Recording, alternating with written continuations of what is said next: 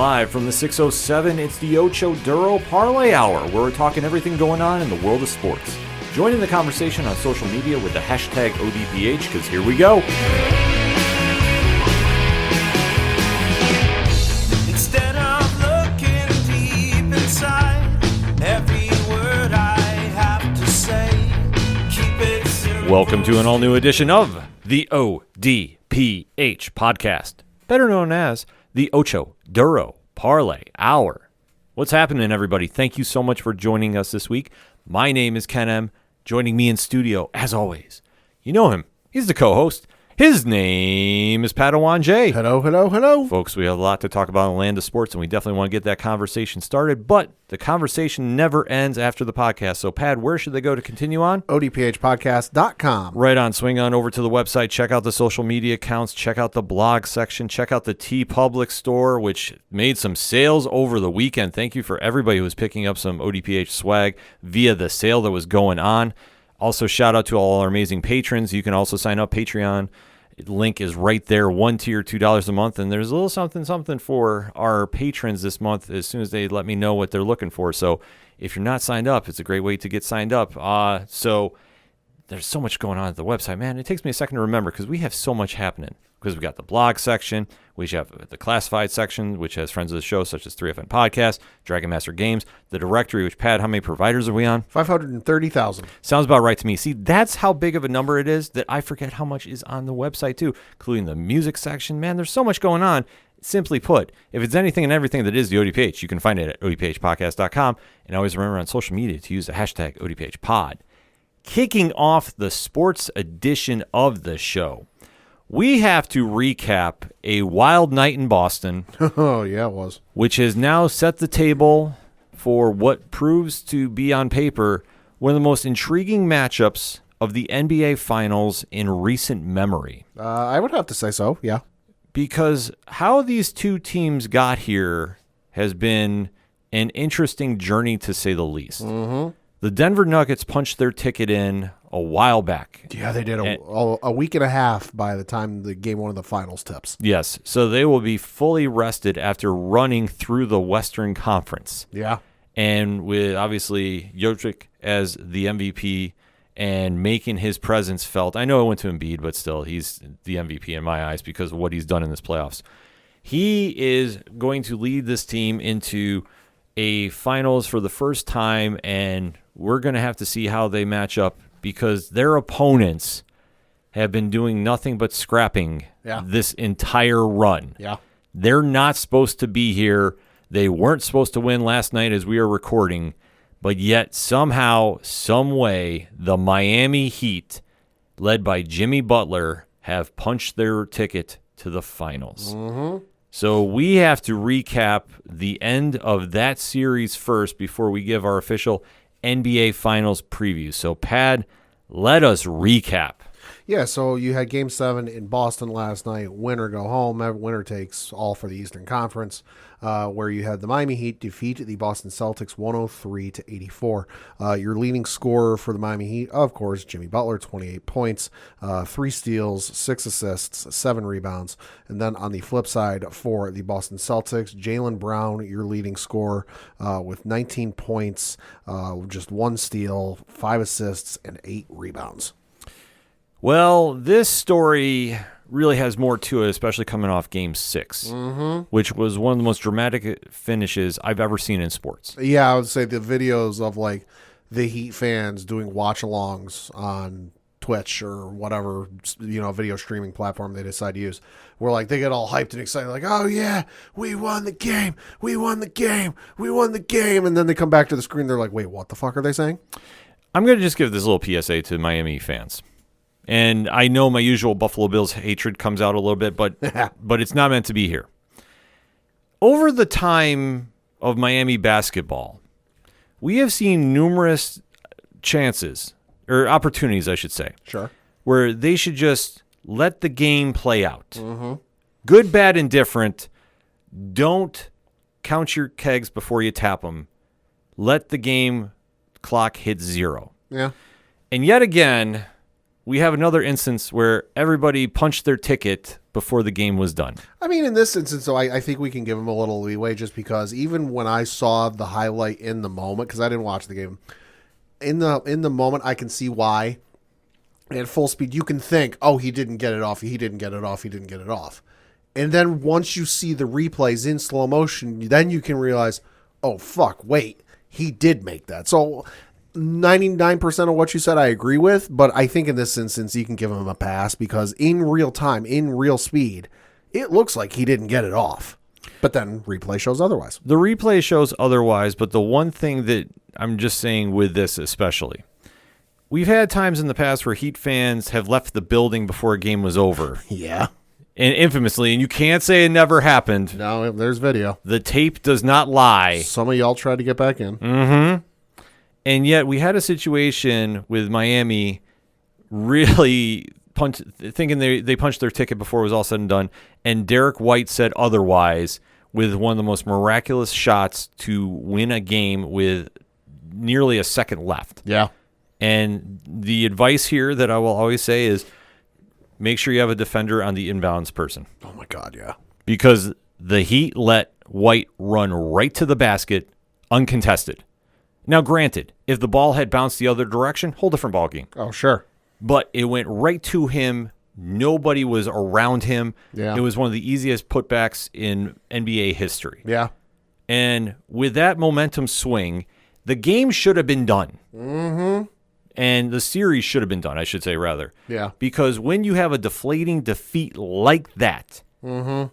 you don't rebound from it. And I granted, the stats don't lie. Teams that are up 3-0 in a series in the NBA are 150 to none. Yeah. A lifetime. Well, I think now it's 151. Yep. Oh, yeah. It is. And with the Game 7 going back to Boston, I think everybody, including yours truly, thought Boston was going to run away with this. Right. Yet we get to the game, and Boston had nothing. And I mean nothing. Well, it didn't help that when you what was it, like the first 2 minutes into the game, Jason Tatum injured his ankle and was limping for most of that. I'm glad you bring that up. Because that doesn't help. It doesn't help, but it's not a full excuse. No. Because this is something that's been brought on a lot of the social or the sports media shows, I should say. Sure. Talent has carried Boston to where they are in these playoffs. Yeah. They haven't really played a ton of team basketball. No. A lot has been relied on Tatum and Brown to carry them. And they haven't had a lot of their role players, per se, step up in comparison to the Heat. The Heat plays very good team basketball. They kind of have to with all the injuries they've had. Right, which I know they brought up in the broadcast last night, that it's kind of astounding to see the Miami Heat where they are, considering all of the injuries they've had. And I think it was Reggie Miller. It was either Reggie Miller or the other commentator they had there. I'm blanking on the name. But they brought it up that the Miami Heat have the fourth most injury minutes, I think was the stat they gave, in the NBA this season. You know, behind it was like San Antonio, Portland, and it was like a couple other teams that just didn't make the playoffs at all. Mm-hmm. So that's why they said it's kind of astounding to see the Heat are as far as they are, considering some of their big star players have not played. I mean, like we mentioned, Kevin Love didn't play this game. You've had a bunch of Tyler Hero's been the biggest. Tyler Hero hasn't played. I think it's in like 16 games, they said last night. Mm-hmm. So when that happens, usually teams fall apart, but give credit to Eric Spoelstra and Jimmy Butler. Mm-hmm. They've rallied this team. They have overachieved. There is no question about this. They have played out of their minds to get where they are. And you can't take that away from them. They have really stepped their game up, and when they needed to at the right time. It's much like hockey. When you have a goalie that gets hot at the right time, and that can cover up a lot of the Band-Aid or the wounds you have with Band-Aids. Yeah. Same thing is happening here. Jimmy Butler has willed this team to step up and really punch their way to the finals without any questions. And it's the play of Miami that has made guys like Martin a household name when he got cut from the Charlotte Hornets like a year or two ago. Mm-hmm. Yeah. So when you have that go on, Boston needed to prove that they were the number one seed, and they haven't. No. Because When you're down 3-0 in a series, that's bad enough. Oh, the fact they fought back, I will give them credit for it. Oh, sure. But they have not looked great in those 3 wins, except one. One game, they looked like Boston. Yeah. But in this game, coming out flat, and I believe they went 0 for 12 on their first shots, and with Tatum being hurt, somebody needed to step up and fill that void in, because Tatum was still playing, though. Oh, yeah. Tatum ended up playing 42 minutes. Yeah, and how many points did he have? 14. Still And contributing. 11 rebounds on a bad ankle. Yeah. Because while jumping isn't necessarily required for getting a rebound, it's still pretty essential. Oh, absolutely. So the fact that he's out there playing on one leg and literally doing all he can to get his team to the finals speaks volumes about him. But I really question everybody else here. Right. I really do, because you're the number 1 seed in the Eastern Conference. Oh, yeah. Or they're the number 2, I should say. They're the number 2. Milwaukee was number 1. But Milwaukee never looked like the number 1 this year. Like Milwaukee was gone, so they're the de facto number 1 in the conference right now. Right, but in a weird comparison, and I know I'll probably catch a lot of flack online for this, Boston and Milwaukee are very, very similar. Yes. No, I agree with that. You have one superstar on your team, and you have occasional role players that rise above. Yeah. And I'm sorry, what we saw here, Miami already knew what to do. Yeah, and a bench that really doesn't give you anything. Right.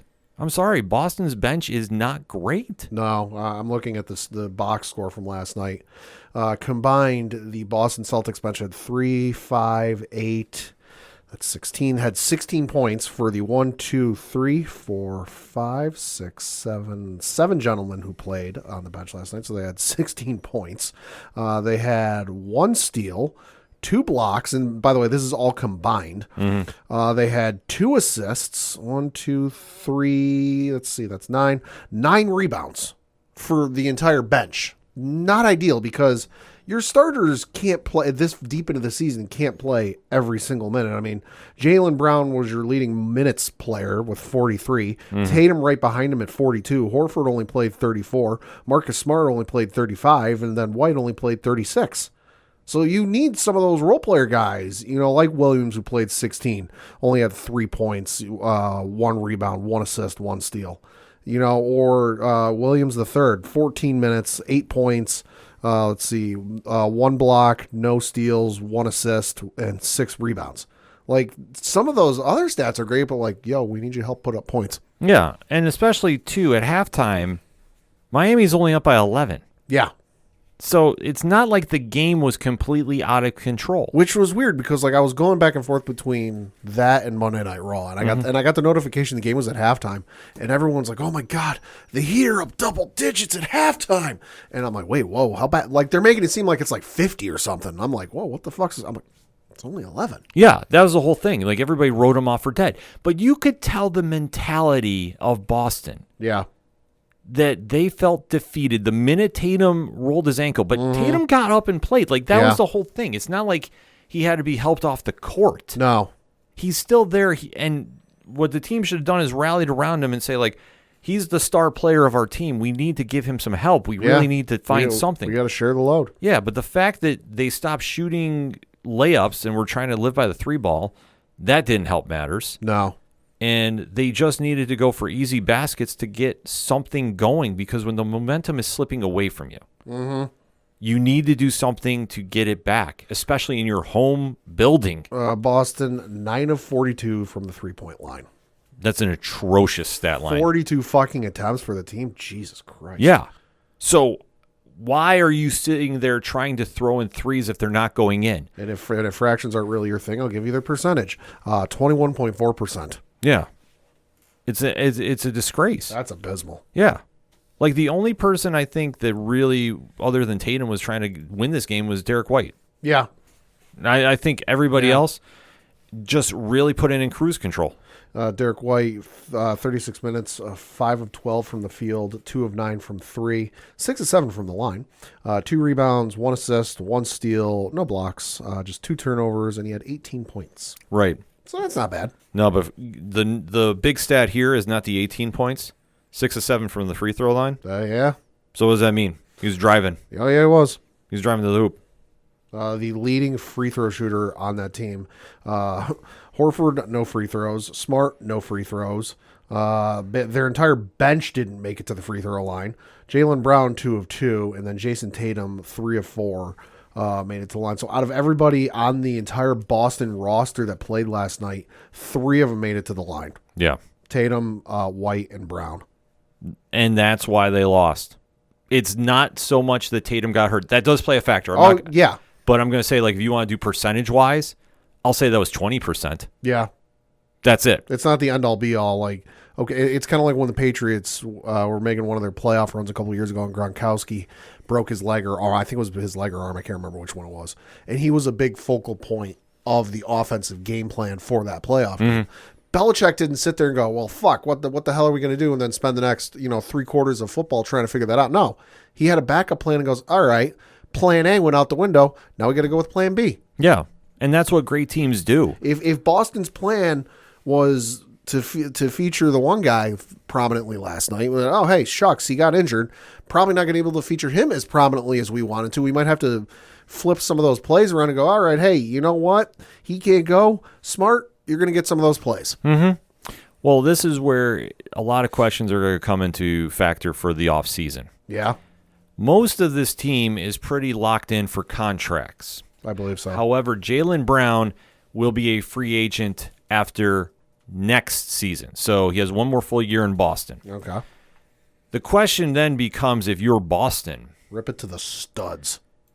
I was going to say, you still feel that way, Pat. Oh, yeah. No, this team has been together for quite some time. You have not even made it to the NBA Finals. If this was a case where, you'd made it to the finals a couple times and, hey, you just got, the bad bounce a couple of occasions, hey, you know what? That's just the way it goes sometimes. But the fact you haven't even made it there, rip it to the studs. Well, the situation becomes Jason Tatum is the one that everybody turns to carry this team over with his talent. Right. This team is based on talent over teamwork. It's a weird statement to make because there's sometimes this team really gets clicking and they look like a well-oiled machine. Mm-hmm. But during this run of the playoffs, they got punched in the mouth by a Miami team that had nothing to lose, and they never had a counter. They were showing flashes of brilliance, especially in the one game, I believe it was Game 5, that Boston finally looked like the number 2 seed. They really looked like the NBA Finals contender that a lot of people had them signed off to be in the preseason. Mm-hmm. But when it came down to it, they had no counter punch. No. And I'm sorry, if you're Boston and you have Jaylen Brown with 1 year left, he's going to ask for a max deal. Oh, yeah. If you're the GM, do you give it to him? It's a conversation that the front office has got to have. And right now, I don't know if I give it to him. I wouldn't. If I am Boston right now, I will wait till the end of the playoffs, obviously. Yeah. And then I'm going to start making calls as soon as I can. What is the best deal for him? Yeah, because I'm looking at their free agents on Spotrac.com, and they're lucky this year, and they don't have they have a fair number, but none of them are like going to be headaches to figure out. Danilo Gallinari is going to be a free agent. Mike Muscala is going to be a free agent. He's a center that you have. Grant Williams is going to be a free agent. Blake Griffin is going to be a free agent. J.D. Davidson, another one. And then I'm going to butcher this name, so I apologize in advance. Fiondu Kambegele, Kabengele, are all going to be free agents this upcoming season. Next year's where it gets interesting, though, because like you mentioned, Jaylen Brown on that list, and then I pulled up 2025 as well. Brogdon, Derek White, Al Horford, and then Sam Hauser are in 2025. Yeah. So if you're Boston, you got to make some choices now. Uh-huh. And you really have to figure out what is it going to take to make this a team. Mm-hmm. And like I say, the percentage-wise, Tatum was responsible for 20% of it. Yeah. A lot, and I hate saying this, but a lot has to go on Boston's head coach too. Yeah. Because obviously, Joe Mazzulla, being in the spotlight now, was out-coached by Spoelstra. Spoelstra knew what he was doing. He's been here before. Spoelstra's been in that organization for I saw today and I couldn't believe it. He's been there for 28 years. Yeah, but if you think about it, he is silently one of the best players of this generation. Or not players, are coaches of this generation. Yeah, and I know a lot of people just say, well, you know what, if I had LeBron, Dwayne Wade, and Chris Bosh, I'd still got to coach him. Yeah, But the fact that he's gotten back there or close to with a team like this, Yeah. which, let's face it, other than Jimmy Butler, nobody else on this team scares you. No. The fact that he's been able to do this, and Miami and the Pat Riley-led regime down there has had faith in him the entire time. Mm-hmm. That's a testament to building culture. Yeah, it is. And they have never wavered on what is going on here. And like I said, Spoelstra might get a bad rap sometimes. I don't think he deserves one. No. Because, like I said, the running joke per se in some sport media eyes as well, he's always had talent. Oh, yeah. Well, you can have talent, but if you can't get them to play together, it doesn't mean squat. And prime example, take a look in Boston right now. Yeah. Sorry. It's the truth, though. Boston, listen, I think you can try it next year with Tatum and Brown because obviously they're still under contract. You could try flipping them, but I don't know what you'd get for them. But if you want to keep Tatum and Brown around, you've got to get something going around that offense because I'm sorry, you don't need studs and guys to put up double digits or a triple-double every night, but fucking Christ, you can do better than Horford, or even improve the bench. Get a decent sixth man on the bench. Mm-hmm. Get a decent seventh man on the bench that can really be a playmaker for you. Not necessarily a journeyman at the end of his career, but one of those guys who's like, all right, he's a journeyman, kind of floating around, can still put up some points and play for you. Because that's the one thing I noticed. And listen, I'm no basketball aficionado. This Boston bench don't fucking scare me. To me, you need a bench that it doesn't scare you, but you go, fuck, we do have to deal with that guy when we think there's going to be a lull and some of the starters are going to be out. Well, I think this is a prime example of what they had, and this team didn't show any signs of life. Miami punched them right in the mouth, and they had no counter. That's the honest-to-God takeaway from this. Tatum went down. Tatum is still out there on one leg doing what he can. It was a bad ankle roll. Yeah. It happens. Hey, shit happens. But it's not like you didn't have players on your team that could have filled in the gap. That was like the first, like I said, 2 minutes of the game. You still had the rest of it to figure it out and come up with a game plan. Mm-hmm. Exactly. Because Miami did not blow you out until the third quarter. Yep. I'm sorry, you're down by 10 at half. That's not a big deal. That's easily surmountable. Yeah, that's 5 baskets. Sorry. You're not getting an excuse for this. Or like 3 baskets and 2 free throw trips. Yeah, I mean, however you want to define it. You were still in this game, and you had no heart coming out of this. And Miami proved that they were the more veteran team, and they were the more efficient team. Note the key word there, team. Yeah. Even with all the injuries, they found a way to do it, and that's why they're going to the finals. Yeah. And for Boston and the other teams in the East, they need to take a look at how Miami has done this. Yeah. Because this is a superstar-less team that is now going to be in the biggest spotlight of them all. And I think we got to give some credit, and I saw this stat today, and this blew my mind. We got to give some credit to their president, Pat Riley, who is now going to his 19th trip to the NBA Finals. He's been there 3 times as a player, 10 times as a coach, and now 6 times as an executive. Of all of the NBA Finals that have played, Riley's been a part of almost 25% of them. That's insane. Which is fucking bonkers.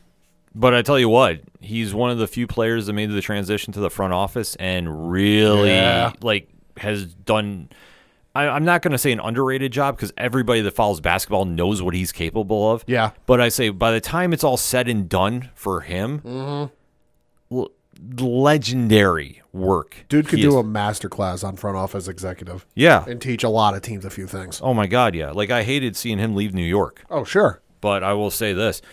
He has done wonders in Miami. He's built a team down there that did not falter. Look at those years with LeBron, Wade, and Bosh and just how big their contracts were. That you had folks on ESPN with, because they've got the trade machine or whatever. They're like just trying, and they got people they had people on the payroll for ESPN there who were like former front office guys that were like analytics and numbers and could like basically accountants, that were like, oh, hey, here's how they could make this work. And even those guys, I remember in those days, are like, they're going to have sign like 3-4 guys to the veterans minimum, and they still made it work. Well, that is a testament to Riley building that culture. And say what you will, too, because as much as people like to hate on LeBron for the super team formula, Riley is right there with him. Yeah. He's the one that helped put that together. Yeah. So he needs to take some heat off LeBron, no pun intended there. Something tells me that team don't happen if Riley's not there. Oh, exactly. That team never happens without Riley. But that's a whole cornerstone time period in the NBA that really changed the game. And Riley has been a big part of that, and then even transitioning out of it because he saw what happened with it. It doesn't work. Sorry, it doesn't. You have a quick flash of greatness, and then it fades away. Yeah. And especially in this day and age of the NBA where it's more about you don't see a lot of teams, you see a lot of talent. Yes. So I'm sorry, this is my opinion of it. But when you get those teams together, they build those runs, and that's what you see here in Miami. And you also see it on the flip side to Denver where we're heading now. Yeah. Because we have a very unlikely NBA Finals going on. Yeah. Pat, you got some information for us? Yeah, so you've got the number 1 seeded Denver Nuggets taking on the 8th seeded Miami Heat. And just to recap how exactly we got here, we got the Denver Nuggets who beat the Minnesota Timberwolves 4-1 in the conference in the first round of the NBA playoffs. They moved on to the semifinals and took on the Phoenix Suns where they beat them 4-2. Moved on to the conference finals where they swept. Yes, folks, swept the Los Angeles Lakers 4-0. Bear in mind, the last meaningful game, because I'm not counting pickup games they do in practice. The last meaningful game the Denver Nuggets have played was on Monday, May 22nd.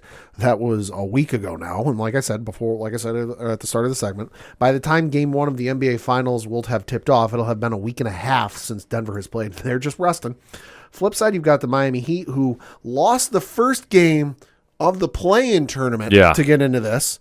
So it was on a literal winner-go-home scenario, won that game, came in as the 8th seed to the playoffs, beat the number 1 seeded Milwaukee Bucks 4-1, moved on to the semifinal rounds where they beat the New York Knicks 4-2, and then went to the conference finals where they just beat the number 2 seeded Boston Celtics 4-3. So we will see what happens. I got the game times and such here. Game 1 is on Thursday in Denver, 8:30 p.m. Eastern. By the way, all of these are on ABC. Game 2 is on Sunday in Denver at 8 o'clock p.m. Game 3 is on Wednesday on June the 7th in Miami. That is at 8:30. Game 4 is on Friday, June 9th in Miami. That is at 8:30. Game 5, if necessary, is on Monday, June 12th in Denver. That is at 8:30 p.m. Game 6, if necessary, is on Thursday, June 15th in Miami at 8:30 p.m. And then Game 7, if necessary, is on Sunday, June 18th in Denver at 8 o'clock p.m. Eastern. Like I said, all of these games on ABC. Like we say, very unlikely finale here. Yeah. I don't think there's going to be a lot of people who said, I made that prediction at the start of the season. If you did, send us a picture of your betting slip. Well, the only one I know from Denver is Brian Wayne from Cheers to Comics. Well, of course he had Denver in the finals. I would expect that from him. I was going to say. But I'm saying this specific matchup. This specific one, I can guarantee you it's very few and far between. Yeah, probably. And especially now, this has to be Denver's time. Oh, yeah. It's nothing against Miami. And if Miami somehow pulls it off, hey, I'll be the first one to tip my hat to them. Yeah. Because they are going to scrap. This is not going to be a sweep in my eyes. No. But I think there's a few things that are going to play into Denver's favor that we might not think about. Mm-hmm. The extended time off is going to help them more than not. Sure. Because this team has never gotten this far because they've always had to deal with injuries. They've always had players that have not been able to get to 100% for whatever reason. Mm-hmm. There's no excuse now. No. Your players have been rested for 10 days, essentially. Mm-hmm. Yeah. They're going to be ready to go, and the biggest X factor for them is Jamal Murray. Yes. The fact that he's rested and he is ready to go, that is huge. Yeah, I expect game 1 to be a bit of a blowout. I'm not talking like a major blowout. I'd expect game 1 to be a bit of a blowout come tip-off, just because, like I said, Denver's been off a week and a half. Miami's been going the entire time, so Denver's going to come in at like 150% ready to play. Mm-hmm. Miami closer to maybe like 75-80% ready to go. Just haven't had as much time off. Game 2, I would expect to be a little bit closer and could be more of a toss-up as to who wins. Yeah, I agree. Game 2 will be interesting to see. Game 2 is going to be the tell. Yeah. Game 1, I think, is going to go to Denver, just because, like I said, they've been off a week and a half. Miami will have been a couple of days. So I expect game 1 to go to Denver. Game 2, to me, will be the tell. Well, the one thing is, with Miami coming in, they're exhausted and they're mentally worn out because this series with Boston, say what you will, it showed that they have the heart and they have the determination to get there. Sure. But to come back when you had a team on the ropes for 3 games, and granted, it should have been done at Game 6. Absolutely, no question about that. Yeah. The fact that Game 7 you put on a statement win is great, but you're going to still need to recover and get some ground underneath you. Right. Because right now you're flying high, it's all adrenaline, but you're going up against a team that is getting overlooked now. Because on every single show over the past couple hours now that the game has been done, everybody's talking Boston, Miami. Oh, yeah. Everybody's talking Boston. How many commentators, how many sports outlets are talking Denver right now? Not many. Right. Not many east of the Rockies, that's for sure. Exactly. So the team that has had the chip on their shoulder this entire run is now rested and getting more fired up. And especially when you have KCP ready to go, Aaron Gordon's ready to go, you have Murray ready to go, and Jokic ready to go. They're going to want to put on a statement win in Game 1. They're going to want to set the tempo early, and they're going to want to say, we're the Denver Nuggets. We're here. It's our time. Miami could lose that one by 15. I see that being likely. Yeah, but they're going to show up and play. There's no question about it. I'm not saying they're going to get completely ran out of the gym. No. But I just think it's going to have to get adjusted to a completely different team that is well-rested, well-coached, and ready to go. And it's going to be a great series to watch. I just think Game 1 is going to be a disappointment just because Miami is coming off that adrenaline rush. Right. There's always a letdown somewhere after a game like that. And it doesn't matter how many days you play. Yeah. They're going to have to rebound quick. And the one thing I did like hearing is they immediately flew out to Denver. Oh, yeah, that was the wild thing I saw. Somebody checked with the FAA or online or something. The Miami Heat's plane never had a flight booked back to Miami. They had their flight after that game on Sunday against Boston, or Monday against Boston, booked for Denver. I love the bravado. Oh, I love it. That was awesome. But that's what they need to do and keep their mind sharp on this, because now they need to really turn it around and focus on a team that's very hungry, much like them in the same way, except they have a superstar and a better role-playing bench. Yeah. Like I say, Miami has a superstar with Jimmy Butler who doesn't get enough credit. Yeah. Because we only see this side of Jimmy in the playoffs. We don't see it too often during the regular season. Right. But Jimmy Butler's an amazing player. I was so wish he wound up in New York somehow, because his attitude is what teams need. And he'll show up and he'll get this team ready to go. Game 1 is going to be Denver all day. Game 2, though, is going to be the true test, like you touched upon, Pat. And like I say, Miami can sneak that one out, and they're going to need to. They have to split. Oh, yeah. If they go down 2-0 to Miami, It's going to be hard to Denver, you mean? or to Denver rather, I'm sorry. Thank you. They are going to be in some serious trouble. Oh, yeah. Because I don't think Miami's going to be ready for them coming on their home court, and Denver is literally going to want to end this quickly. So the biggest X factor that Miami's going to have to figure out is we need Tyler Hero back. He has been cleared to return for this playoffs. Right. He's got to pick up some speed real quick. And then Bam needs to be a factor. If Jimmy doesn't have the help from those two, I'm sorry. It's going to be an extremely long series if he doesn't get it. And that's going to be something that he's been lucky so far. Caleb Martin's been able to help him out. But when Miami or Denver's going to be focusing on him, somebody else needs to step up. Yeah. This needs to be a team sport over talent sport. Yeah. So that being said, a lot of X factors going on. My official prediction is going to be Denver in 6. For what it's worth, so the odds on this matchup opened up as Denver is a minus 360 favorite. It is moved to a Denver is a minus 380. Miami is a plus 300, and then the ESPN BPI odds give it an 89% Denver. I'm going to say Denver as well, and I'm going to say Denver in 5. They'll win it on home court there on Monday, June 12th. We might have to get some bail money ready for Brian Wayne. I could see him running crazy through the streets of Denver. If you heard the past couple episodes when Brian was on, you know he's ready for it. You know the city of Denver is ready for it. Yeah, they are. They're going to be rocking for game 1. And this is just going to be a fun series, and this is going to be something for basketball fans. If you haven't seen real team basketball, definitely check the series out. I fully think that this is going to be winning over a lot of viewers. I think people are going to tune in big numbers. Mm-hmm. Not going to say record-setting by any means. It'll be decent. But it'll be decent numbers for teams that are not exactly household names. Yeah. I think this is going to be a very big coming-out party for Jokic. Mm-hmm. And I think that this is going to be something that fans are going to be excited to see. And then depending on what happens here, I don't doubt we see a lot of copycatting for next season. It's good for the NBA because it shows the casual NBA fans there is more to the league beyond Curry and LeBron. Mm-hmm. And there's nothing wrong with that. Which, ironically, the Golden State president stepping down after 9 years. Yeah, well, he talked about it, so not entirely surprising. Right, but it's just, the architect of what was built out in Golden State stepping back. Nothing lasts forever. Yeah. It's a crazy time to think about, but nothing will outshine the NBA Finals happening this week.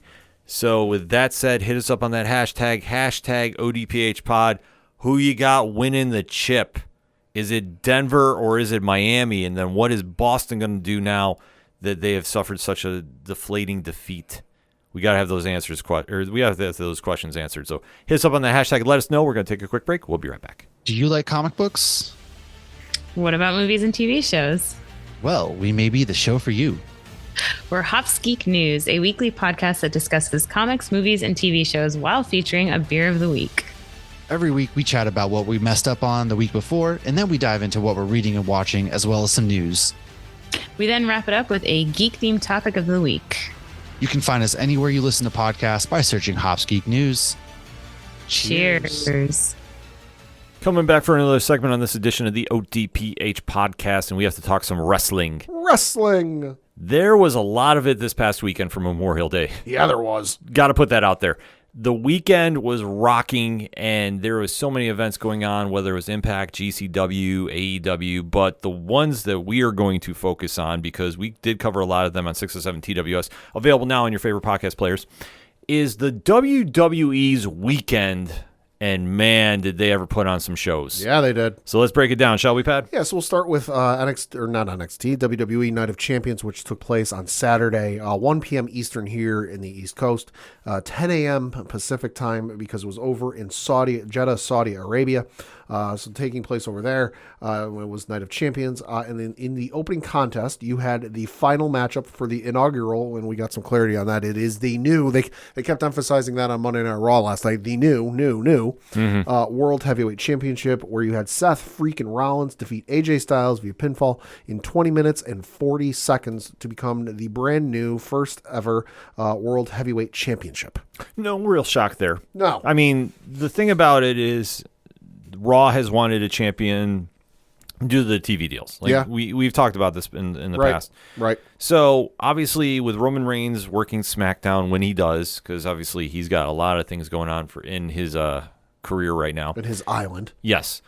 They need a champion to be on Raw. Right, and allegedly, if you believe the rumors and dirt sheets, the executives for USA wanted that as well. Yeah, which, I mean, it makes sense. I get. Because we have to remember it is a sports entertainment business. Yeah. So if you don't have a champion at the end of your show main eventing, usually, there's a problem because what's the incentive to tune in? Everybody wants to see a title fight. Right, and don't get me wrong, what they were doing kind of like the start of the Triple H era of booking, last year when they were featuring the United States Championship was fine, but like that's not one of the main belts. That's a mid-card belt. Right. So that being said, they had the tournament to select who was going to get here in the finals. You couldn't pick a better two to be here. They put on a phenomenal match, no pun intended. And at the end of the day, they made the right call with Seth Rollins winning. It's nothing against AJ, but obviously him being on SmackDown, they kind of tipped their hat a little bit. Yeah. But it's nothing that I thought went away from the match because, as we saw on Monday Night Raw, AJ made a quick stop to say congratulations, turn it into an impromptu match, which I know some people on the internet were losing their mind. Look, let me just break it down like this. Seth wasn't going to defend the first night coming back. No. No. And if they wanted to do something to set up who his first feud is going to be with, which is very clear it's going to be somebody in the Judgment Day. Yeah. Whether it's Damian Priest or it's going to be Finn Balor. Yeah. This is a nice way to set it up. Plus, it ties into AJ feuding with the Judgment Day. So you kind of have an understandable storyline because who else were you going to plug and play in there for the tag match? I mean, and plus you mentioned the thing with AJ and the Judgment Day. It could set up something for maybe Survivor Series down the road. You know, you could have the OC versus the Bloodline, or not the Bloodline, the Judgment Day, you know. But no, I agree with you. Seth wasn't going to defend this belt. And it was interesting how they did that on Raw, where they were kind of coy with what they were going to do. Because, like, Seth comes out, and the way he's talking, I'm like, oh, is he going to do an open challenge to, like, anybody in the back? You know, we might see somebody from NXT make a one-night appearance. You know, what the heck's going to happen? And then AJ shows up, and you're like, wait, what the fuck? Like, I thought this was a hard brand split. And then, you know, they want to set up the match. And for people going, well, AJ's only supposed to be on SmackDown. Seth, why are they having this setting up this match? Did you not pay attention to the backstage segment they did with Adam Pearce where he was, air quotes, on the phone? Yeah. Working with the powers to make it happen? Like, the story was there. They quote unquote worked through the red tape. Yeah. I mean, for a fictional storyline, a lot of people were really losing their minds. Don't work yourself into a shoot, brother. Exactly. I mean, the whole point is they wanted to do something to ease into the next phase for Seth Rollins winning the belt. And he did cut a fantastic promo. Yeah, he did. On Monday night, but obviously they wanted to set something up. This works. It's a quick plug and play. Yeah. AJ's going back to SmackDown to do whatever, which we'll find out on Friday. A lot of hard cam shots. Yeah. A lot of upper deck shots, too. Yeah, because Seth came through the crowd at Albany for Monday Night Raw. Yeah. But in front of the crowd in Saudi Arabia, they were definitely excited to see Seth win. It was a great match. Yeah. You know, what else can you say? You got two of the best in the business doing what they do. Yeah, their first matchup, I believe, it was said during the broadcast since 2017? 2018? Yes. Somewhere in there. The next match was in a singles matchup between Becky Lynch and Trish Stratus. And you had Trish Stratus defeat Becky Lynch, albeit with some help, via pinfall in 14 minutes and 50 seconds. The help coming from a rather unexpected source, Ken. Yes. Zoe Stark showed up. Love this. I can't remember the name of the move she hit on her. I'll learn it here in a couple of weeks because I'm sure she's going to hit it a bunch. That move is fucking nuts. Oh, yeah, she's been doing that down in NXT for a while. If anybody's not familiar with Zoe Stark, she's one of the call-ups from NXT. Yep. And it's one thing that we've talked about in 607 TWS at great lengths.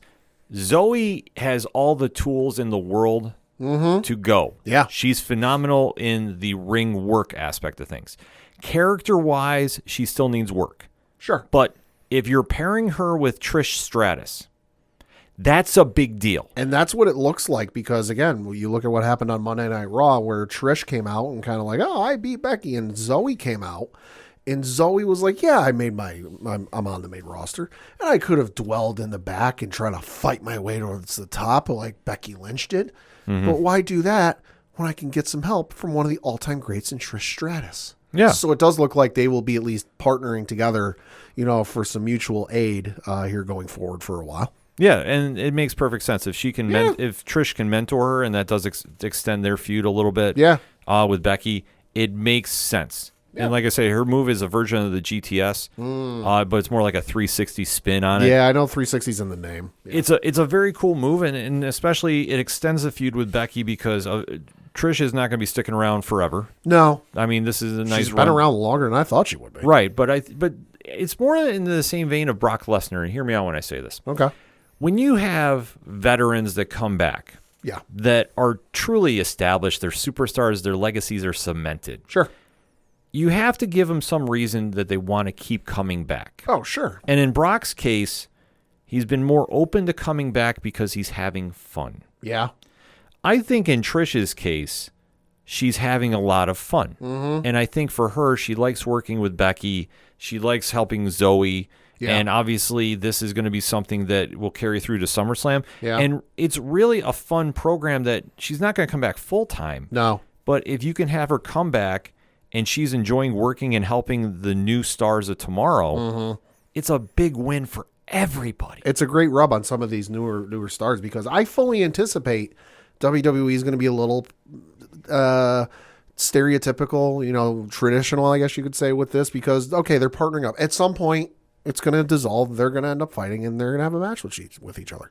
And what better way to give a young new talent a rub on the main roster and really get them over with. Because let's face it, nothing against Zoe Stark, but you put her up against, any other wrestler on the main roster, in a big time match at, say, a Money in the Bank or a Survivor Series or a SummerSlam or a WrestleMania, most fans probably aren't going to care. Mm-hmm. But if you get to, say, a Survivor Series or a SummerSlam or a WrestleMania and you go, hey, Zoe Stark's first match on one of the big four. Yeah. And she's going up against one of the, if not the greatest women's wrestler in WWE history in Trish Stratus.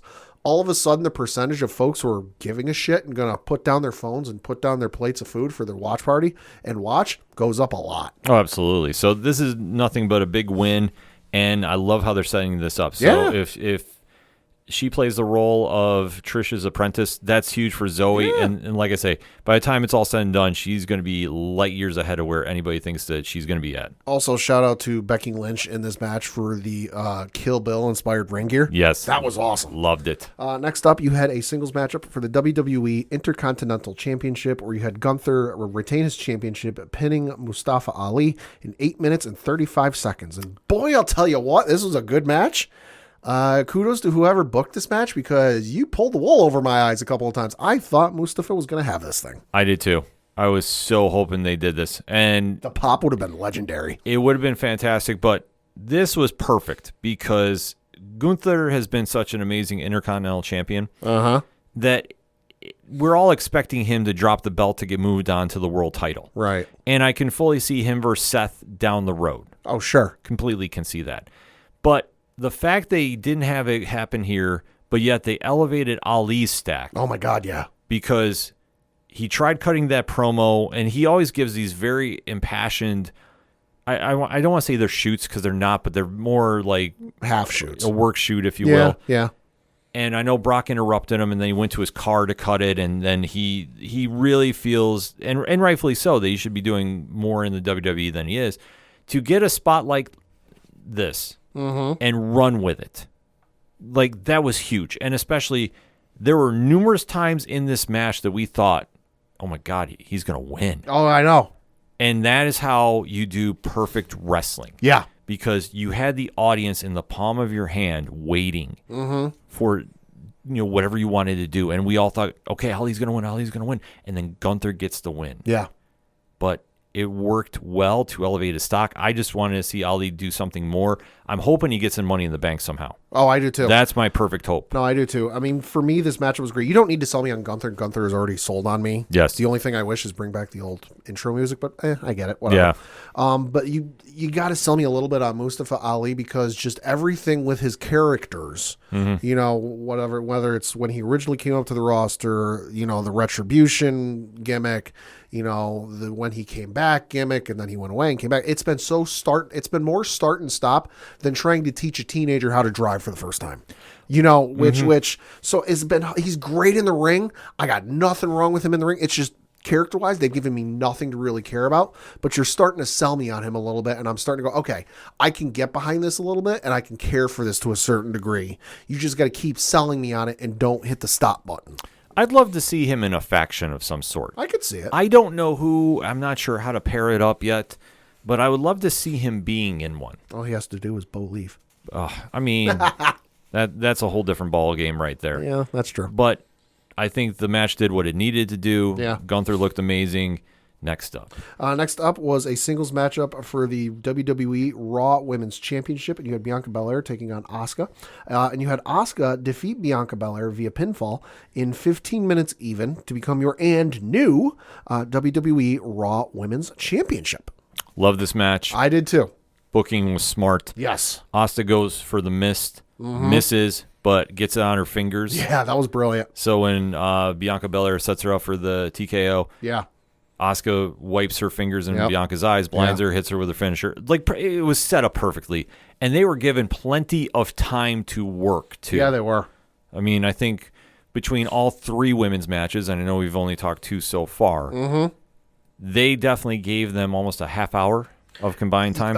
So between the 15 minutes even for this one and then the 14 minutes and 50 seconds were the Trish Becky lap match, you were looking at a total of 29 minutes and 50 seconds between those two matches. Yes, in comparison to AEW, Yeah. that was Well, and also we got to know it's almost between the two matches, almost a half hour of wrestling time in a country that up until recently did not let women wrestle in their stadiums. Mm-hmm. Yeah, no, that's correct, and I'm glad that they're now expanding that, and we're having more women's matches there. Yeah, no, but I like what they did with the mist, just because I don't want to say it's predictable, but it's almost I think the wrestlers are starting to expect it with heel Asuka spraying the mist. Mm-hmm. So you saw her go for it, and Bianca was ready for it. She ducked, it missed, but then I like to see that, and maybe some more variations and some more trickery. Maybe come up with some different. We'll talk to some of the guys in the back or some folks she might know who have used mist before or something to that effect, and come like, hey, let's come up with some different ways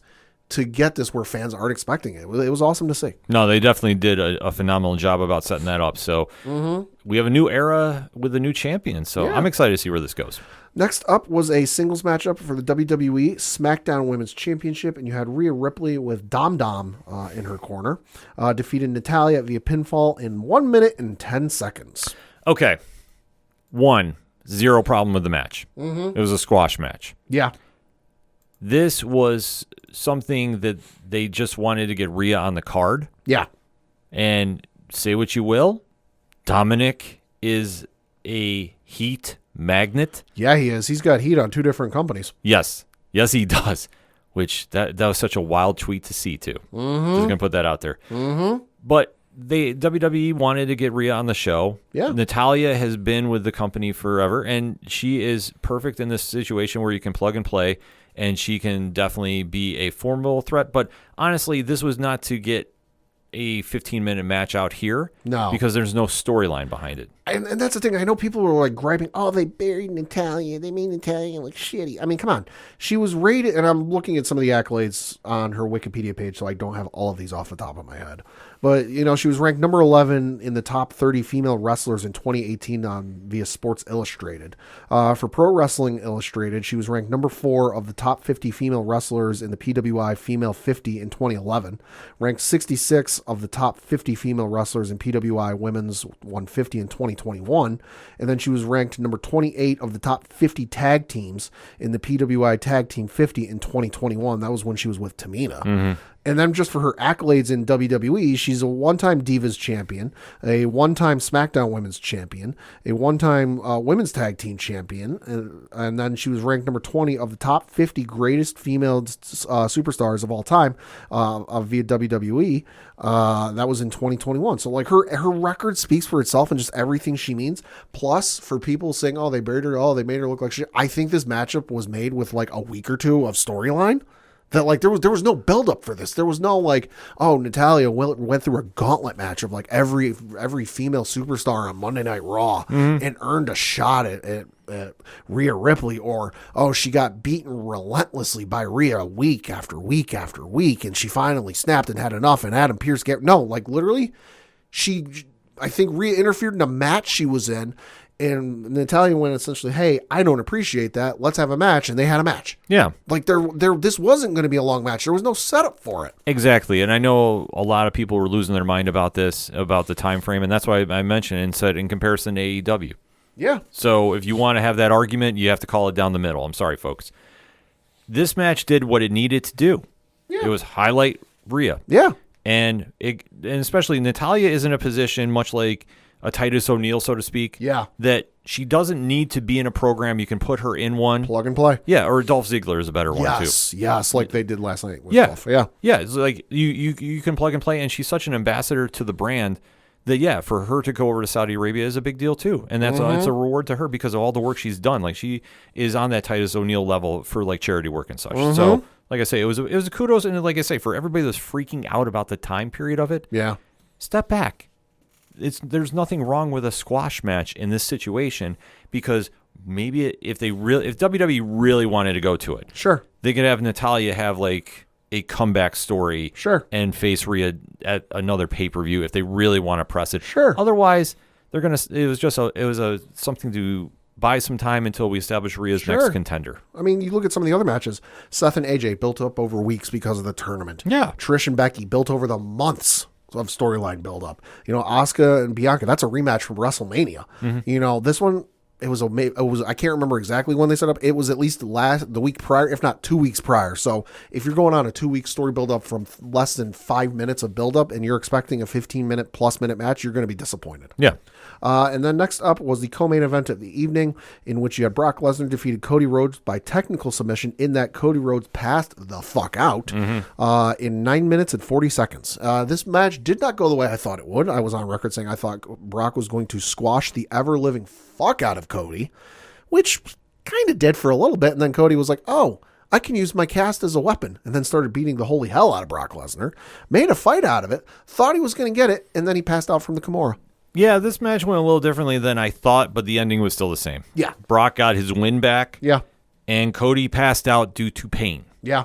Now, this is very normal Oh, yeah. in MMA. Yeah. So for anybody that was complaining about the finish, stop. What do people think when a boxer gets punched in the head or a UFC fighter gets kicked in the head, that other fighter hits a magical off switch and you just go to sleep? Exactly. No, that's the body going, yo, you're in danger. Go to sleep. Recovery mode. Perfect example is a liver kick. Yeah. That your body just shuts down. Your body's like, yo, you're done. Yeah, because it's too overwhelmed with pain. Yeah. And the comparison was made on 607 TWS as well, too. This is how Stone Cold lost to Bret Hart. Yes. He passed out from pain in the sharpshooter. Yeah. It's the exact same thing. Different move, different time period. Yeah. Deal with it, folks. Yeah. Because now it sets up Cody's open challenge he has thrown down to Brock. And they did not specify when that would take place. No, and I love that they didn't specify. I did too. Very open-ended. Yes, because I fully am banking that we're going to see Hell in a Cell at SummerSlam. I think you're right. I think what's going to happen is because they started the qualifying matches for the Money in the Bank tournament on Monday Night Raw. And you had Ricochet and Shinsuke qualify. There's still, I believe it's like four more spots are still open. So presumably you're going to have 3 Raw because there's 6 spots total. So you're going to have 3 Raw, 3 SmackDown. So there's still 1 Raw spot open. What I'm thinking is going to happen is Cody's going to get one of the spots, and then Brock's going to come in, interfere in the match, and cause, kind of like Bray did a couple years ago with Roman in the Money in the Bank match, caused Cody from getting the match and just look at him and go, I accept your challenge. Yeah. I could see that fully happening too, but I think the match is going to be at SummerSlam. I don't think it's going to be at Money in the Bank. No, I do too. That's why I'm saying Cody's going to be in the Money in the Bank ladder match. Brock's going to come out, interfere, cost Cody. Like Cody, it's going to be a similar spot to what Bray did to Roman a couple years ago, where Roman was climbing the ladder and then the lights went out, came on, and there was Bray, and everyone's like, "Oh my God, it's Bray." I think the same thing's going to happen. Which, side note, saw this on Reddit today. If Brock Lesnar shows up at Money in the Bank, that will be his 6th consecutive pay-per-view premium live event he's worked, which if you'd have told me that 5-6 years ago, I'd have said you're nuts. Oh yeah, well that's the whole point. It goes back to what we were talking about with Trish.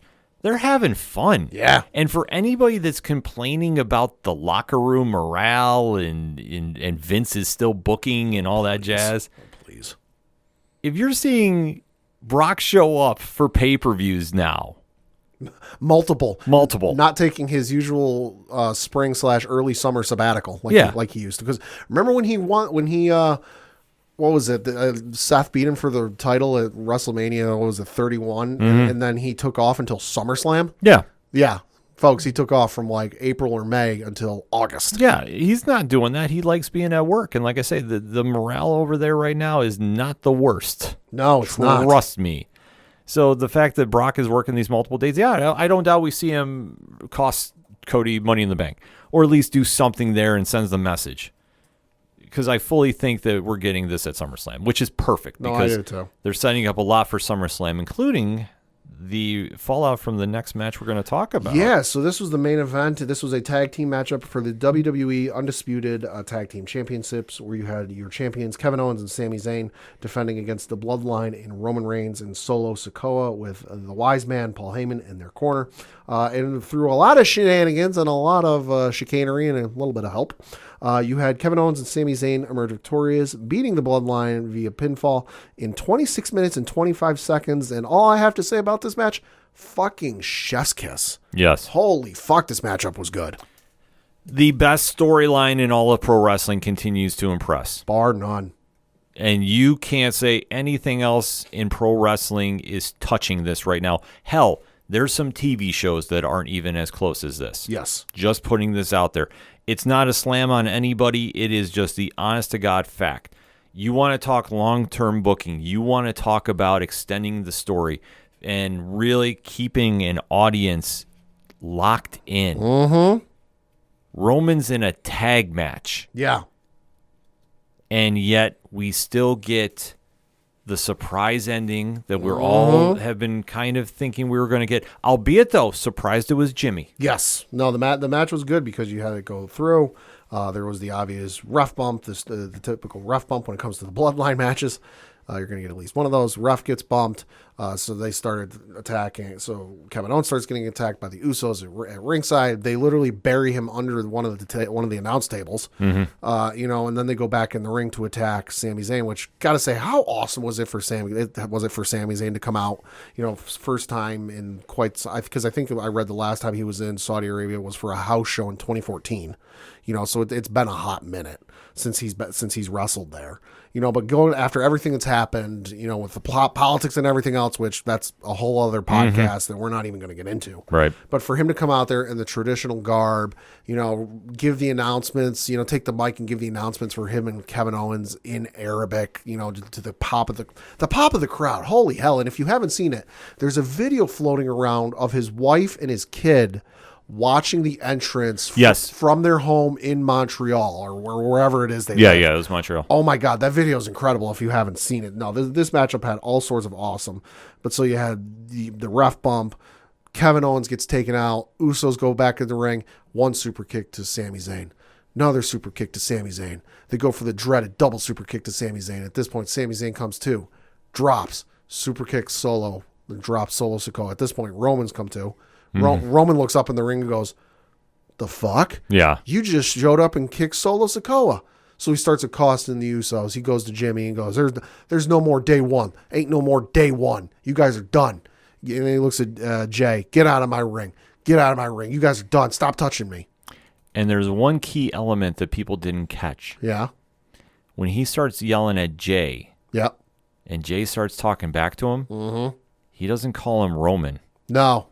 He calls him Joe. He said Joe. His real name. Yeah, the mics caught that.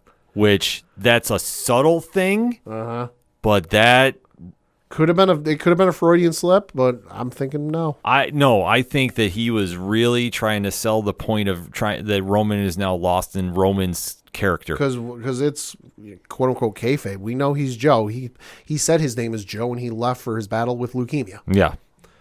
So Roman comes in. There's no more day one. There's no more day one. Shoves Jimmy. So Jay goes, Oos, it's okay. We got this. We're sorry. Why are you touching me?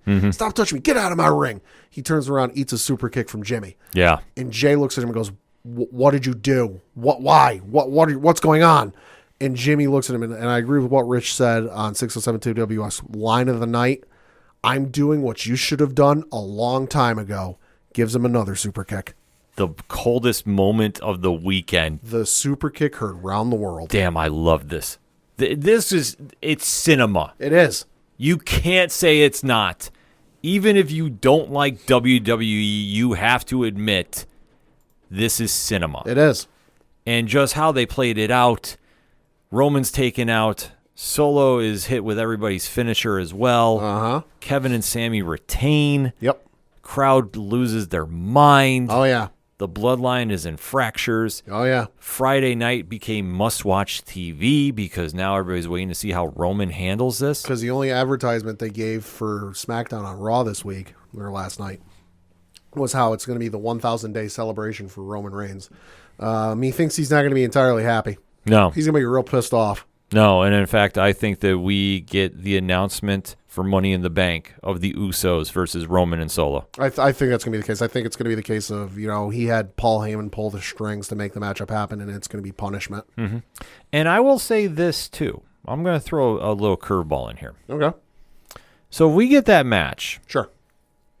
I'm going to say whoever wins Money in the Bank might try cashing in on Roman that night, and they're going to lose. I could see it. I'm going to put that out there right now. I could see it. I don't know who it's going to be, unless, of course, it's LA Knight. Yeah. Yeah. Because if it's LA Knight, he's not going to do it. But if it's anybody other than LA Knight, if it's a face, I'll put it this way. Yeah. They might try cashing in at the end of the night. Yeah. Yeah, which I could see it. which would be amazing because I know another thing I'm hearing online is, well, Roman hasn't defended the belt. Okay, who are you going to put in a program right now with Roman? Well, also, the stipulation is they only take the belt off of him if he medically can't compete. Mm-hmm. He can medically compete, just they haven't given him anybody to face. Yeah, because I think obviously there's a couple contenders right now they can do. Yeah. AJ Styles is one. Yeah, that's one. Which would make logical sense if they wanted to. Yeah. But I could also see them waiting to see about Drew McIntyre's status. Well, he's on Raw, though. Right, but that's right, he did get traded. He's on Raw. The only one that's coming to mind is they planted the seed a while ago is maybe Karrion Kross. Yeah. Because there was a moment, and this had to have been maybe like a year ago, where Roman was in the ring, Karrion Kross came, or I think it was, Scarlett. It was Scarlett. I don't think Karrion came out. It was Scarlett, Karrion's wife came out, put the hourglass in the ring, flipped it upside down. I was like, oh, your time's almost up, tick-tock. And nothing ever came of it. So I think if they wanted to do something, because I agree with you, I think it's going to be the tag match with the Usos at Money in the Bank. But I think after that, if you want to give Roman a match up for whatever pay-per-view comes up after that, I maybe Karrion Kross. No, I think for SummerSlam, I think he's going to fight both Usos. That could be. Both at once. Ooh, handicap match. Yep. Ooh. And whoever beats him takes the title. But it's like, I could see that. Originally, I thought it was going to be him and versus Jay, but I don't think so. I think they're going to include Jimmy now. Yeah, because you'd have to do a handicap match, because if you do a triple threat, well, then you could see the Usos try to do some sort of WCW finish where one Uso just lays in the ring. Like they both knock Roman out of the ring. One lays in the ring, the other one just stands on him for the pin. There's going to be a lot of storylines coming out this Friday. So SmackDown has just turned into must-see TV. Monday Night Raw was a great show from Albany. Kevin Owens meltdowns. Oh my God, the Kevin Owens freak out was probably my favorite part of the night. Yeah, they're having their moment in the ring. Imperium music hits, and Kevin Owens just starts freaking out about how they broke the unwritten rule that, like, you're not supposed to come out until we say your name, and we never said your name, so why are you coming out? And he just starts going off and off and off. And Sami Zayn is the voice of reason. Mm-hmm. Loved everything about it. And then they wanted Chad Gable to say the thing you do with the funny voice. Say it. Thank you. And he goes, oh, he said it. Yeah. Can we get those two on commentary more? Yeah, no, it was perfect because, I mean, everybody's just flying back now from Saudi Arabia, so they were going to just I wasn't going to say mail it in on the show, but they were going to have some fun. Like, it wasn't going to be a more serious Monday Night Raw. The fans were definitely eating it up, so everybody got their money's worth. Yeah. So for now, we head into SmackDown, which, like I said, is must-see TV. Next week's Monday Night Raw is when things pick back up storyline-wise. Yeah, because they've got a couple of women's qualifying matches for the women's Money in the Bank ladder match. I forget what they are, but there's at least 2 matches announced for that next week. One of them is, I know, Becky Lynch versus, I think, Zoe Stark. No, it's not Zoe. It's Sonya Deville, I think. So that's right. Sonya Deville. Zoe Stark is involved in the other women's Money in the Bank ladder qualifying matchup. Yeah. So there's 2 of those announced. Also, rumors abounding that we will see a certain former NXT Tag Team Championship team reunited on the main roster once one half of that team returns. The greatest theme music of all time. Which I kind of hope we get again, but I'll understand it if we don't. Yeah. But that wasn't the only WWE action to go on, because on Sunday was one of the most, I'm going to say, underrated cards of the year. Top to bottom, very good card. If anybody is not watching the WWE developmental NXT for whatever reason, you need to start. They're putting on some really good programming. Yes, they are. And for anybody that's too worried about the Vince era and, well, Triple H isn't there anymore, Shawn Michaels has merged those eras into making it some really compelling television. Oh, I agree, 100%. So let's go break down NXT Battleground, which took place from Lowell, Massachusetts this past week. Yeah, so the first matchup on the card was the triple threat match for the NXT North American Championship, where you had your champion Wesley take on Tyler Bate and Joe Gacy. And you had Wesley emerge victorious, winning via pinfall in 11 minutes and 59 seconds. One of the best open door challenges going on in wrestling right now. Wesley retains. I was thinking they were going to make the switch to Joe Gacy, but they did not. I was hoping that. No, but I feel that the tenure is going to run out sooner than later. It's not that Wesley's story is getting stale by any means. Sure. But I think to make that title very compelling, you got to switch it up at some point. Yeah, it's kind of approaching that like Bianca level for me, where it's like, okay, who have you got left to face? Yeah, so I think the switch is going to come, and especially when it's open challenge. Like that's one thing. It helps and it hurts. Yeah, it does. Next matchup was the British Round Rules match for the NXT Heritage Cup, where you had Noam Dar defended the Heritage Cup going up against Dragon Lee. And you had Noam Dar defeat Dragon Lee in 5 rounds or 11 minutes and 51 seconds. Rules for this aside, because I feel like the rules and everything and the nonsense with the British Round Rules took it away from the match for me, made it a little confusing. But in terms of the in-ring stuff, was really awesome. Yeah, I'm not a fan of the rounds. I've Neither am I. never been. No matter when they've appeared in matches, I think it takes the flow out of the match. It does, because there was one point in the middle of this. I don't remember what round it was, but like whatever it was for the rules, one of them got fulfilled and the round was over, and Dragon Lee was like bouncing off one of the ropes going to do a move, and they're like, and the ref's like, nope, round's over, and I'm like, wait, what? Yeah, okay, super confusing, but the in-ring work though phenomenal though. Yeah. Next up was the, god damn it, I hope you had a mouth guard for this match, the last man standing match, where you had Ilya Dragunov defeat Dijak in 15 minutes and 54 seconds. God damn. Dragunov is no joke. Oh, I love this match. this match was awesome. Him and Dijak. I'm first and foremost, I am super ecstatic to see Dijak is getting real solid matches Yes. in NXT. Yes. I know the tenure as T-Bar did not go over super well on the main roster. To be fair, I don't think Retribution helped anybody's tenure. No, except Slapjack, Yeah, that's true. the legend. But I fully think him in NXT with this new gimmick, it's starting to get over a little bit, and especially if you can recreate the magic Dragunov had with Walter to certain degrees. You're never going to have that ideal dance partner. That was lightning in a bottle. Right. I mean, the same thing can be said with Keith Lee and Dijak. Yes. The fact that they can pair up now, put on this hard-hitting story, and you have fans now wanting to see this ran back. And I fully think before one of them goes to the main roster, we are going to see it ran back. Yeah. I mean, it's just true. It's telling of just how well they connected with the audience on this level. So I love seeing this. Oh, I would too. That'd be awesome to see. Next up was the tag team match for the NXT Tag Team Championship, and you had the team in Gallus, that being Mark Coffey and Wolfgang, with Joe Coffey in their corner, defend their belts against the Creed brothers and Brutus Creed and Julius Creed, who had Ivy Nile in their corner. So the Gallus won via pinfall in 9 minutes and 33 seconds. Solid tag team match. Yeah. Can't complain about either was team. what it needed to be. Yeah. And then in your co-main event of the evening, this was the tournament final for the vacant NXT Women's Championship. You had Tiffany Stratton defeat Lyra Valkyria via pinfall to become your and new NXT Women's Champion. Huge Tiffany Stratton fan. I'm loving the work in the ring. Yeah, she is going to be the next Mandy Rose in the ring. Yes. Like I say, there's a lot of similarities of just how they started to where they are now. That's where I'm going with this. And Stratton is putting in a lot of the work, too. She's not a finished product by any means. No. But much like when Mandy returned to NXT, she was putting in work and she was getting to that superstar level. I see that Stratton is on that same route. Go back and look at some of the first vignettes they did when she was getting ready to be introduced to NXT, and it was, I'm the daddy's girl. Yeah. Daddy bought me everything.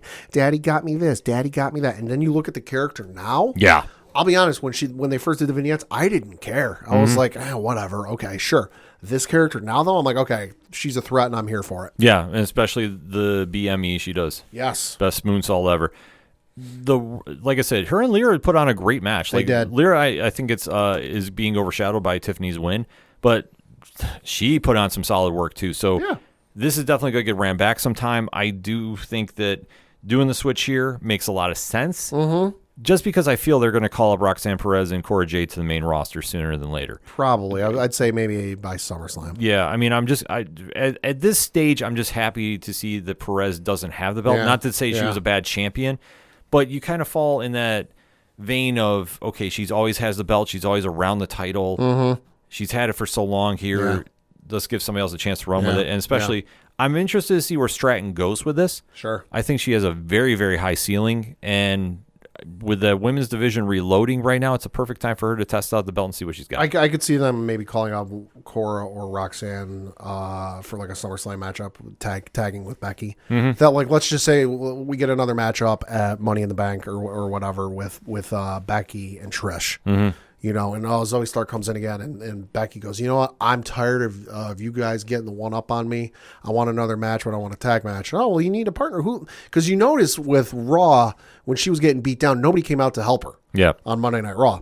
I could see them calling up Cora, Roxanne, whoever you want to call up, and have her team with Becky into a tag match at SummerSlam. I think Roxanne would be the smarter play there. Sure. I think Cora works well as a heel. Okay. That more so than as a face, because but I also think though she needs a little more character work down in NXT. Sure. Because her and Roxanne have been the fight forever there for so long. Yeah. That I think that she needs to establish herself. I mean, much as the same thing, but at least we're getting the blow-off match this coming week on NXT between Gigi Dolan and JC. The weaponized cage match. Yeah, which is going to be absolutely bananas. So make sure whenever you hear this to catch that match as soon as you can. But it's almost in that same vein. Like, you need to separate them and you need to establish their characters a little more. Mm-hmm. I think if you did that with Roxanne, with Becky, it's an interesting dynamic. Mm-hmm. More so than Cora, because I don't know how Cora is going to come on the main roster just because she's been a heel for so long now. Mm-hmm. But I'm interested to see that. And then your main event was Carmelo Hayes defending his NXT championship against Braun Breaker. And you had Carmelo Hayes emerge victorious, winning via pinfall in 14 minutes and 14 seconds. The goddamn spear Braun Breaker hit on Carmelo Hayes, holy fuck. Yeah, these two really are embracing the spotlight they're in. Braun as a heel works so much better than him as a face. And Carmelo has stepped up, and now that he's champion, he's taken it to another level. Yeah, he has. Everything about this match was big win. Big win. Obviously, we're not done just yet, I don't think, between them. No, we'll see. But we'll see, because obviously this week on NXT, I think we might have a new contender step up, which is good. Yeah. Because I'd like to see Braun do something else. Yeah, I would too. I mean, personally, I'd like to see him versus Dragunov. Ooh. I think that would be a real fun That'd be good. feud. That'd be good. I'm going to need to wear more mouth guards, though, as I watch that match. Though. Bring the aspirin. Absolutely. But that being said, a lot of pro wrestling action going on this weekend. Like I said, we dived into the WWE side of things. There was AEW's Double or Nothing. There was Impact Under Siege. There was GCW this week. A lot of pro wrestling. So if you want to catch up on more of that, like I say, 607 TWS on all your favorite podcast providers. And I'd almost be remiss that we got to say congratulations to Alexa Bliss. Yes, Alexa Bliss and her husband, singer-songwriter Ryan Cabrera, announcing they're expecting their first child. Yeah, so congratulations to them. That's a good way to end this segment on, so definitely hit us up on that hashtag ODPH pod, and to Sammy Guevara and Ty Conte, too. Yes, congratulations to them. Yeah, congratulations to them, too. Like I say, a lot of news going on in pro wrestling, but we're talking the WWE here on the ODPH, so give us your thoughts about Night of Champions, how you think the fallout's going to be from there. NXT Battleground, what did you think of the event, and are you checking out NXT now? I think a lot of fans are swaying back over, so we have a lot of pro wrestling to talk about, so let's make sure we do it, but we're going to take a quick break, and we'll be right back. Hey guys, it's Alan Dunford here from Top Hat Studios, co-writer and co-creator of Pocus Hocus and Grandma Chainsaw, and you guys are listening to the ODPH podcast. I'm gonna be down to the punch, 'cause they can't bring me down if I'm already under the ground. Coming back for the final segment on this edition of the ODPH podcast. Pad, what you got? Gotta talk a little local minute, obviously, of which the middle, we are in the, kind of the early throes of the minor league baseball season. We did just pass Memorial Day, so that's kind of like the first corner post we're passing if you're talking like horse racing here. So we're just about a little bit into the season. So looking at the Rumble Pony schedule from the last week, they were at home all week playing the Richmond Flying Squirrels. Yes, folks, that is their actual name. Kills me every time. It does. So they had their game on Tuesday, the 23rd, where they won by the final score of 8-6. Came back and lost on Wednesday by the final score of 7-2. Won on Thursday by the final score of 2-1. Won on Friday by the final score of 7-2. Won on Saturday by the final score of 7-4. And then they won again on Sunday by the final score of 10-9. So not a bad week for them. They are on the road this week, however. They're playing Altoona. So they're this Tuesday on the 30th. They're playing at 6 o'clock Eastern at the same time on Wednesday the 31st, 6 o'clock Eastern. Then you've got Thursday the 1st of June where they're playing at what time, Ken? 6 o'clock Eastern. Friday they're playing at 6 o'clock? Yes. Saturday they're playing at 6 o'clock? Altoona's real original with their start times. I was going to say, you were throwing me off there for a second. I'm like, wait a sec. Who starts at 6? Apparently Altoona does, although there is a little change. Sunday, June the 4th, they're playing at 1 o'clock.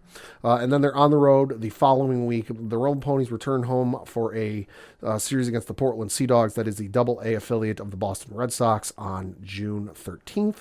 So for more tickets, information, all that good stuff, you can go to bingrp.com. And then got to talk a little bit of baseball. First, I've got to mention a little soccer. The English Premier League season is over. Congratulations to Manchester City for winning the title. My favorite team, Liverpool, finished 5th, so they're going to play in the Europa League next year. So it's going to be fun to see them, give them a full season to watch. So definitely kudos to Manchester City for winning the whole thing. A lot of fun to watch. Excited to give it another full season.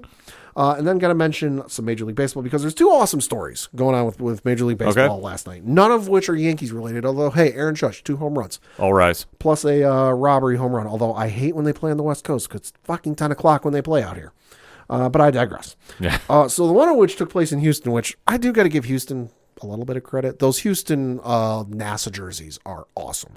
I got to give you the Astros credit on that. Those orange and blue jerseys, they're cool. I'm writing this down. Pat is giving Houston credit. Yeah, I give them credit on those uniforms. Jerseys, though, I'm emphasizing. Those jerseys are nice. But in the Houston Astros game against the Minnesota Twins last night, there was a particular return, and that was for Royce Lewis. So this was his first game since he tore his ACL for the second time in his career. He tore it once in 2021. Came back in 2022, played maybe about a month's worth of games, tore it a second time. Jesus. Yeah, so tore it in consecutive years, made his return, and on the first anniversary of his second injury, literally to the day, tore his second ACL injury, came back, played in Houston, first at bat. You can look up the video, folks. I'm not lying to you. Home run? Home run. Oh, man. Dude got up there, hit a home run, didn't realize it until he rounded second base because he was sprinting. And then somebody's like, yo, dude, you can slow down. It went off the foul pole. You're good. So that was awesome. So kudos to him. Helped the Astros get a 7-5 win over the Houston Asterisks. So definitely kudos to him. That's awesome. And coming back from back-to-back ACL injuries. That's Yikes. wild. I mean, Yeah. I know when athletes do that. I mean, that's so crazy to hear. I mean, how committed you are to coming back and return for the sport, especially, like I say, that is a devastating injury, but kudos to him on that. Jeez. And then a special kudos and shout outs to Chicago White Sox reliever Liam Hendricks, who came back last night after his first outing since fighting and recovering from non-Hodgkin's lymphoma. He pitched he allowed 2 runs on 3 hits and a walk in his return against the Los Angeles Angels on Monday. He got a bunch of standing ovations and deservedly so. Rightfully so. Rightfully so. The dude beat cancer. He said, quote, "It was definitely emotional. It was humbling going out there and seeing the amount of people wearing my shirts, the amount of people having signs or flags or anything like that, the amount of people that were chanting when I came up into the game," close quote. So, hey, kudos to him and kudos to you for, beating cancer because, hey, as we've said before, we'll say again, fuck cancer. No, that's an amazing story. So kudos to him on that one. Yeah. For me, just 2 quick ones. Tonight as we record, returning to Vice. Yeah. One of the most interesting shows of all pro wrestling history. Oh, yeah. Dark Side of the Ring. Yes. So if you're not familiar with this is the documentary series that Vice runs showcasing the not so great side of pro wrestling. Mm-hmm. And they're very honest and very upfront about it. They call it pretty much right down the middle. And that's one thing I really like about them when they do this. Yep.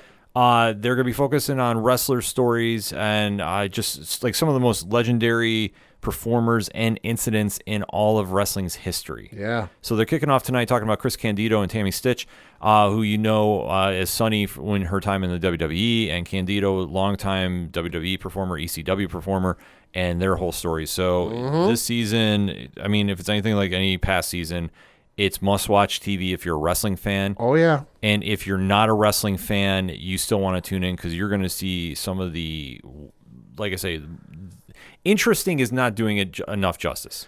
So I've got the list of the other. So it's a 10-episode season. Starts tonight, as you mentioned. And like you said, the first episode is Chris Candido and Tammy Sitch, a.k.a. Sunny.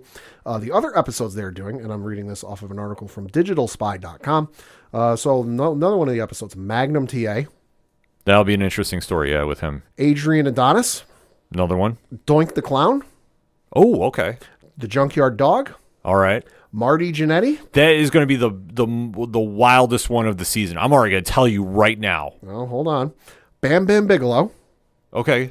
Abdullah the Butcher, Oh, all right.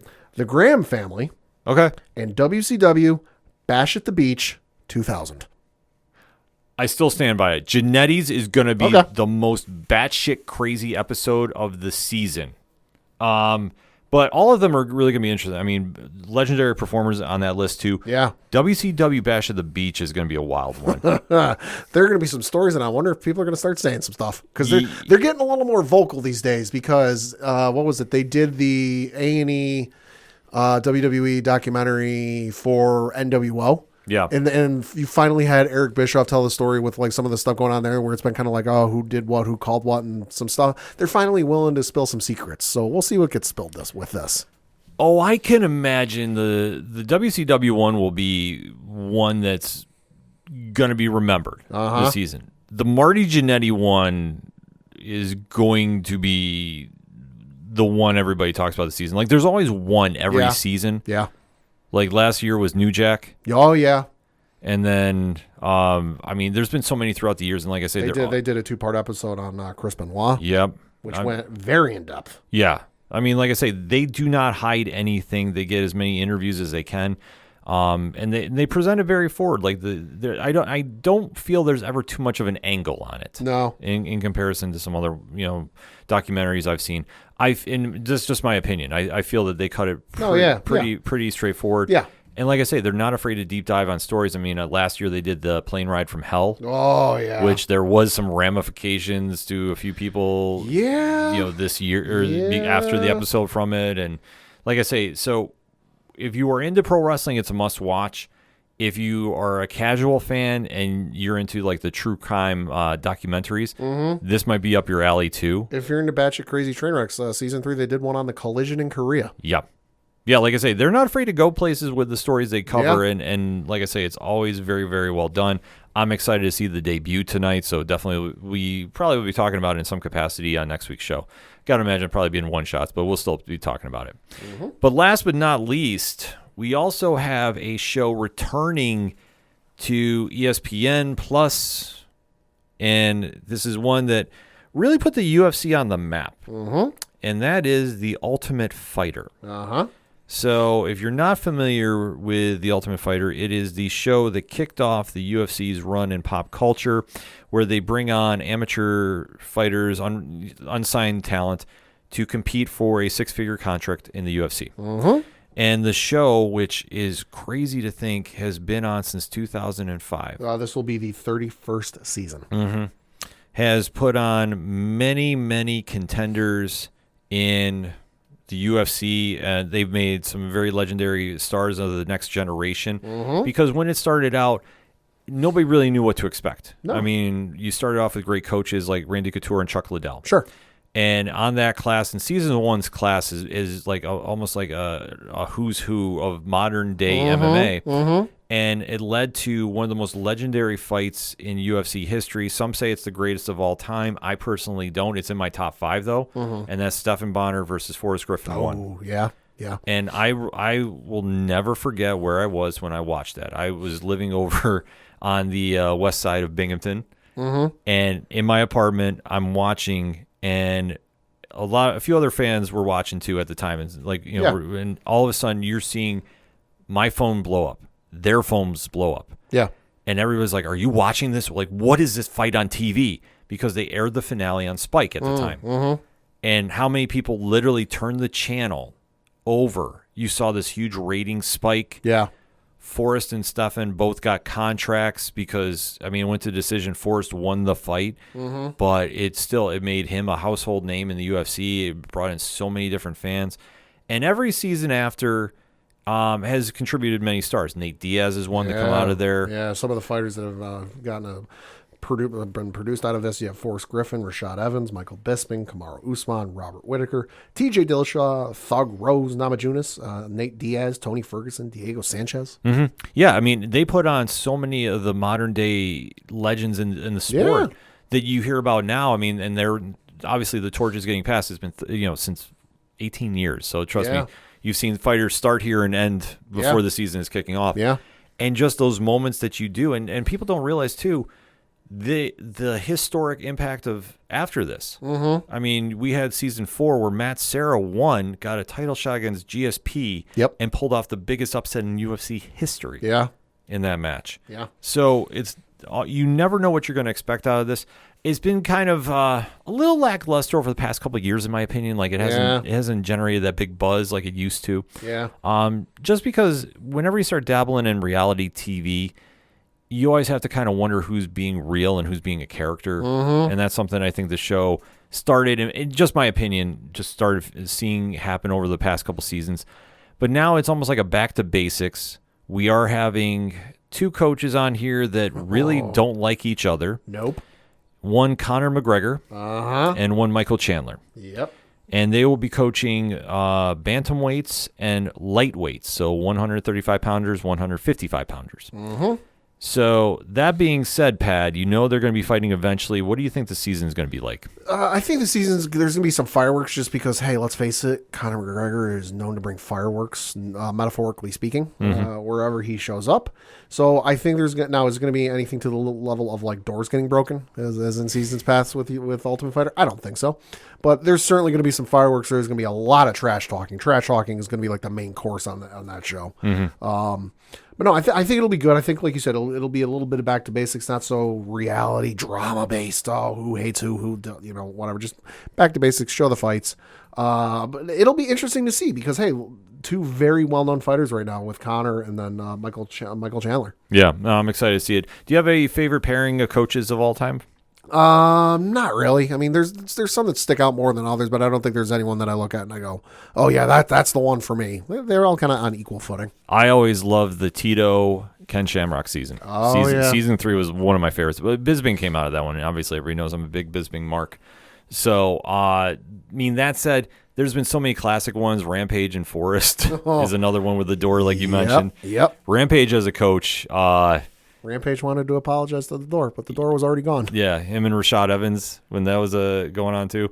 Like I say, they had some really good coaches on throughout the years. They've had some ones that haven't been so great, but overall the premise is very interesting, and you never know what stars are going to come out of this show and what kind of impact they're going to make on the UFC. I mean, that's the one fun thing about this show. Season 32, Chael Sonnen put it in Brazil. Oh, my God. Yeah, the one time he went down there, Chael Sonnen has ice in his veins, and everybody know. If you go online, you can find the clip of him and Vanderlei down there, which is one of the most scariest but yet awesome clips of all time. Mm-hmm. I don't want you close to me. I don't want you close.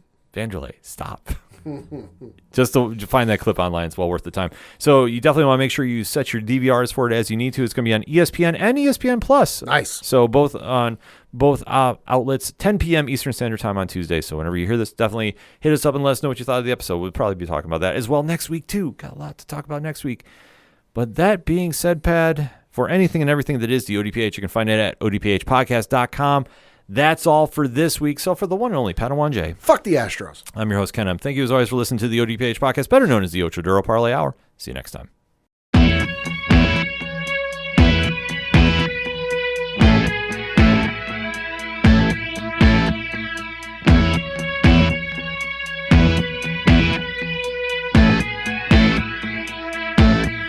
It's such waste of time swiping left and swiping right on people you could know.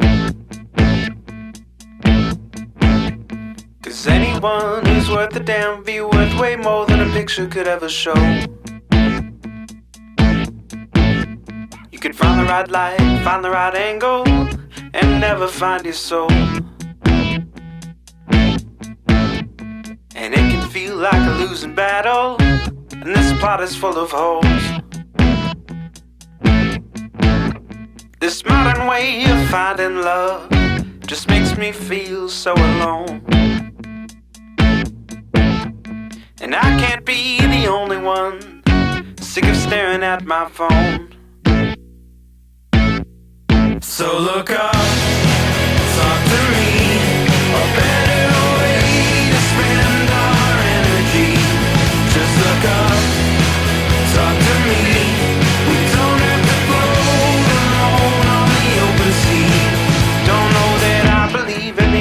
fable. Everyone has just one true love. All I know is you're across this table, and you're all I'm thinking of. So look up, talk to me, a better way to spend our energy. Just look up, talk to me, we don't have to float alone on the open sea. Ooh,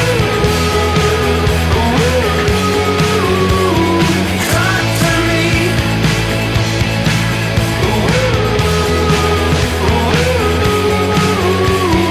Talk to me.